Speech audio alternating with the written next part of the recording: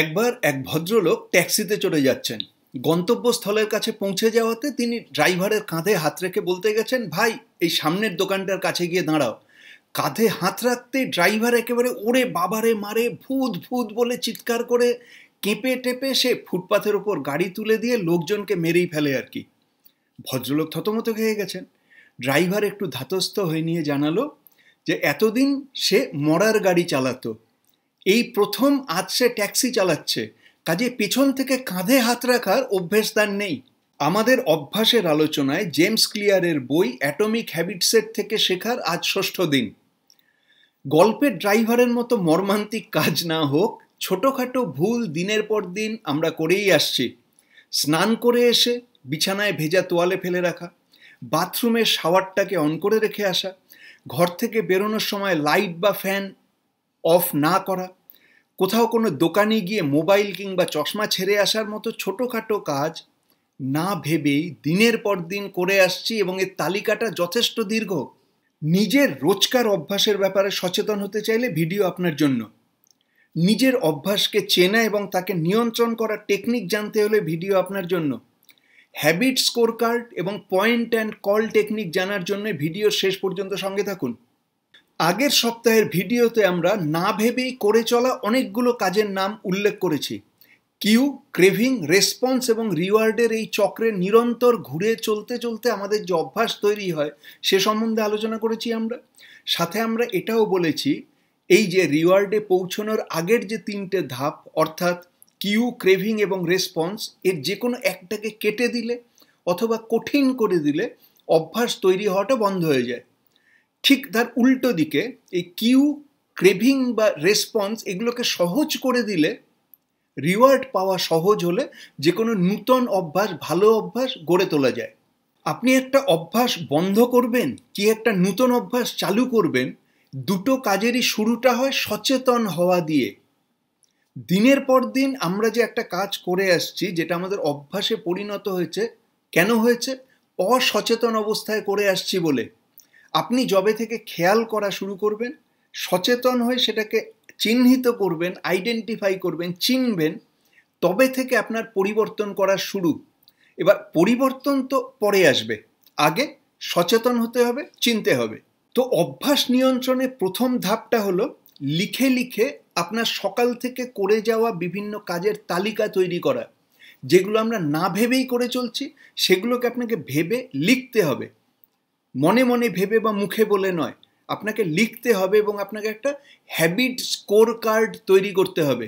তো আপনার সেই হ্যাবিট স্কোর কার্ডটা কীরকম হবে, সেখানে কি কি থাকতে পারে তার একটা উদাহরণ হলো, ধরুন 1 ঘুম থেকে ওঠা, 2 অ্যালার্ম বন্ধ করা, 3 মোবাইল দেখা, 4 বাথরুমে যাওয়া, 5 সিগারেট ধরানো, 6 মোবাইল দেখা, 7 মুখ ধোয়া, 8 জল খাওয়া, 9 হাঁটতে বেরোনো, তারপর চায়ের দোকানে বসা, আবার মোবাইল দেখা, সিগারেট খাওয়া, আড্ডা মারা, বাড়ি ফেরা, স্নানে ঢোকা, জামা কাপড় পরা, ইত্যাদি ইত্যাদি ইত্যাদি। এবং দেখুন, ঘুম থেকে ওঠা থেকে নিয়ে হেঁটে বাড়ি ফেরা পর্যন্ত এই অল্প সময়ের মধ্যে, বড়জোর 1 থেকে 1.5 ঘন্টার মধ্যে কতগুলো কাজ আপনি না ভেবেই করছেন।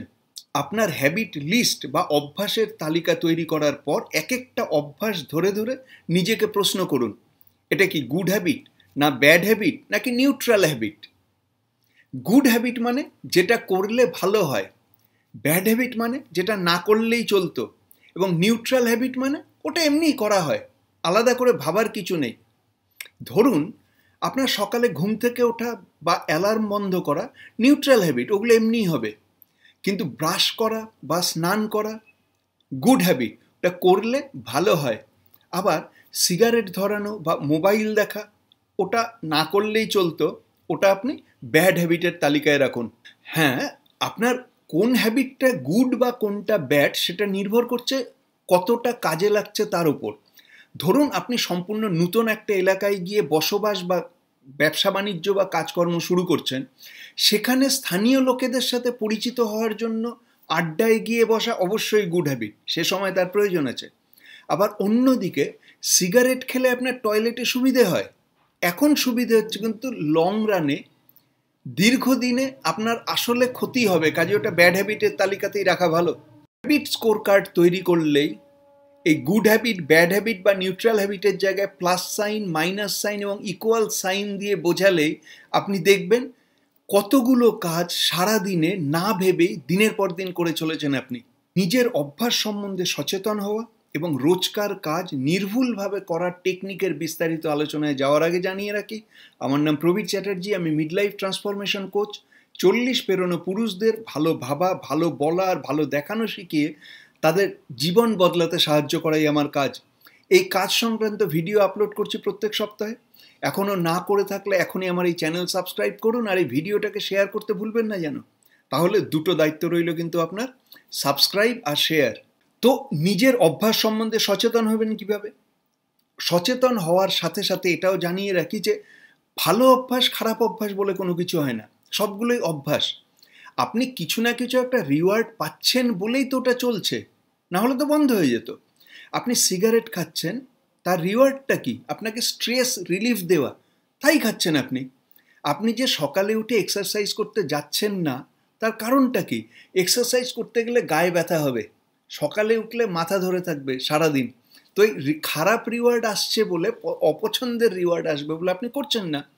এবার লং টার্মে কি হবে ওটা ভেবে কাজ নেই। এই মুহূর্তে আমার ভালো লাগে কিনা, এই মুহূর্তে আমার রিওয়ার্ডটা পছন্দ কিনা, তাহলে করি। এই মুহূর্তে রিওয়ার্ড পছন্দ না হলে আমরা করি না। এইভাবেই আমাদের অভ্যাস দিনের পর দিন চলতে থাকে। আপনার হ্যাবিট স্কোর কার্ড তৈরি হয়ে গেল।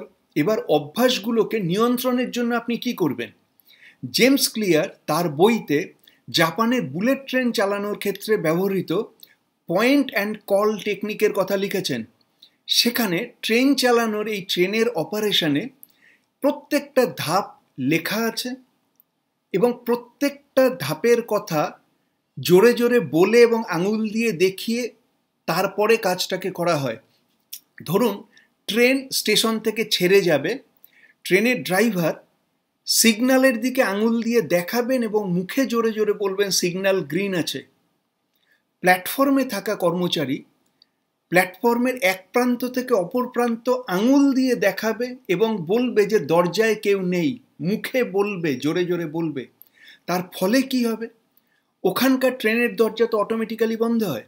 কারোর হাত বা পা ভুল করে দরজায় আটকে গেলেও ট্রেন ছেড়ে যাবে না, কারণ যে কর্মচারী দায়িত্বে আছেন তিনি আঙুল দিয়ে দেখিয়ে বলছেন কেউ আটকে নেই। যদি কেউ আটকে থাকতো তিনি সেটাকে খেয়াল করতেন এবং ট্রেন দাঁড়াতো, দরজা খুলতো, মানুষটা ভেতরে ঢুকতো। এই পয়েন্ট অ্যান্ড কল টেকনিক ব্যবহার করে তারা তাদের ভুল করার সম্ভাবনাকে নির্মূল করে দিয়েছে। তো এই পয়েন্ট অ্যান্ড কল টেকনিক নিজের জীবনে কিভাবে কাজে লাগাবেন? ধরুন আপনি বাড়ি থেকে বেরোবেন, তার আগের কাজগুলো সব লিস্ট করা আছে। এবার আপনি একটা একটা করে জোরে জোরে বলছেন, ছাদের দরজা বন্ধ করেছি, গ্যাস বন্ধ করেছি, পাম্পের সুইচ অফ করা আছে, জানালা সব বন্ধ করা আছে, মোবাইল নিয়েছি, ক্যাশ নিয়েছি, এটিএম কার্ড নিয়েছি, আমার চশমা সাথে নিয়েছি, ফেরার পথে ডাক্তারের কাছে যাব, এই যে প্রেসক্রিপশন সঙ্গে নিয়েছি, এই যে এখন বেরোনোর সময় দরজায় তালা দিলাম। আপনি যদি একটা একটা করে এভাবে জোরে জোরে বলেন তাহলে আপনার ভুল করার সম্ভাবনা কমবে কিনা বলুন তো?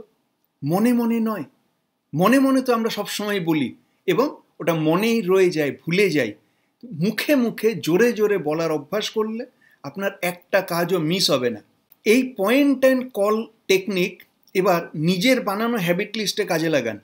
ধরুন আপনি সকালে হাঁটতে বেরোনোর সময় যদি মুখে জোরে জোরে বলেন এই আমি হাঁটতে বেরোচ্ছি, ফেরার পথে সোজা বাড়ি না এসে চায়ের দোকানে গিয়ে আড্ডায় বসবো, চা খাবো, সিগারেট ধরাবো, মোবাইল দেখব, তারপর আমি বাড়ি ফিরবো।